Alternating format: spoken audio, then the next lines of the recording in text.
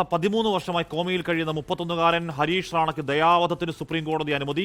ദയാവധം നിയമവിധേയമാക്കിയതിനു ശേഷമുള്ള ആദ്യ വിധിയാണിത്. ഘട്ടം ഘട്ടമായി ചികിത്സ അവസാനിപ്പിക്കാമെന്നാണ് സുപ്രീം കോടതി വ്യക്തമാക്കുന്നത്. അച്യുതൻ ചെയ്യുന്നു. അച്യുതൻ, അങ്ങനെയാണെങ്കിൽ രാജ്യത്തെ ആദ്യ ദയാവധ അനുമതി അല്ലേ?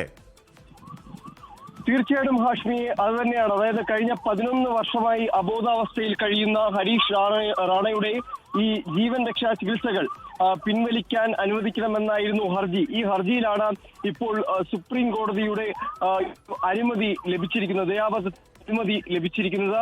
ഈ ദയാവധത്തിന് അനുമതി തേടി ഹരീഷ് റാണയുടെ മാതാപിതാക്കളായിരുന്നു കോടതിയെ സമീപിച്ചത്. ഇതിൽ ഹരീഷ് റാണയുടെ നിലവിലെ ആരോഗ്യസ്ഥിതി സംബന്ധിച്ചുള്ള കാര്യങ്ങൾക്ക് ഒരു മെഡിക്കൽ ബോർഡിന്റെ റിപ്പോർട്ടിന്റെ സഹായവും കോടതി തേടിയിരുന്നു. ആ മെഡിക്കൽ ബോർഡിന്റെ റിപ്പോർട്ടും വിശദമായി പരിശോധിച്ച ശേഷമാണ് അതിൽ കാര്യമായ പുരോഗതി അല്ലെങ്കിൽ ആരോഗ്യ നിലയിൽ കാര്യമായ പുരോഗതി ആ റിപ്പോർട്ടിൽ പരാമർശിച്ചിരുന്നില്ല, അല്ലെങ്കിൽ അത്തരമൊരു പുരോഗതിക്കുള്ള സാധ്യതകൾ അതിലുണ്ടായിരുന്നില്ല. അതിനുശേഷമാണ് എല്ലാ വശങ്ങളും സുപ്രീം കോടതി പരിശോധിച്ച ശേഷം ഇതിലിപ്പോൾ ഒരു അനുമതി, ദയാവധത്തിനുള്ള അനുമതി സുപ്രീം കോടതി നൽകിയിരിക്കുന്നത്.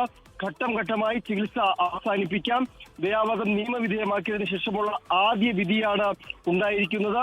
മാത്രമല്ല, ഈ മകന്റെ ദുരിതം കാണാൻ വയ്യ, ഒപ്പം തന്നെ സാമ്പത്തികമായി തകർന്നു എന്നീ കാരണങ്ങളായിരുന്നു മാതാപിതാക്കൾ ഇങ്ങനെ ദയാവധത്തിന് അനുമതി തേടിയ ഘട്ടത്തിൽ ആ ഹർജിയിൽ ചൂണ്ടിക്കിട്ടിയത്.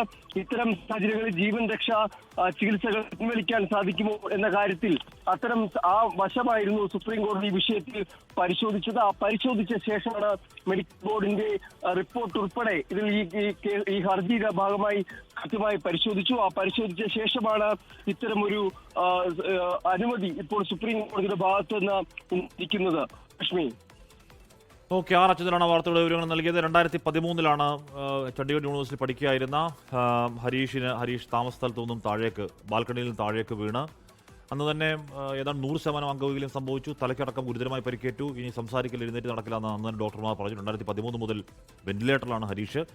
അപ്പോൾ അന്തസ്സോടുള്ള മരണം അനുവദിക്കണം എന്നുള്ളതായിരുന്നു കുടുംബത്തിന്റെ ആവശ്യം. ഒന്നല്ല, ഇത് 2ാം തവണയാണ് സുപ്രീം കോടതിയിലേക്ക് പോകുന്നത്. ഇപ്പോൾ സുപ്രീം കോടതി ദയാവധത്തിന് അനുമതി നൽകുമ്പോൾ അത് ചരിത്രപരമായൊരു വിധിയാണ്. കാരണം രാജ്യത്തെ ആദ്യത്തെ ദയാവധം സംഭവിക്കും. ലോകത്തെവിടെയായാലും ഏത് സമയത്തും 24 വാർത്തകളും ഓഗ്മെന്റഡ് റിയാലിറ്റി പാക്കേജുകളും എക്സ്പ്ലെയിനറുകളും വിശദമായി കാണാൻ ഞങ്ങളുടെ യൂട്യൂബ് ചാനൽ നിങ്ങൾക്ക് സബ്സ്ക്രൈബ് ചെയ്യാം.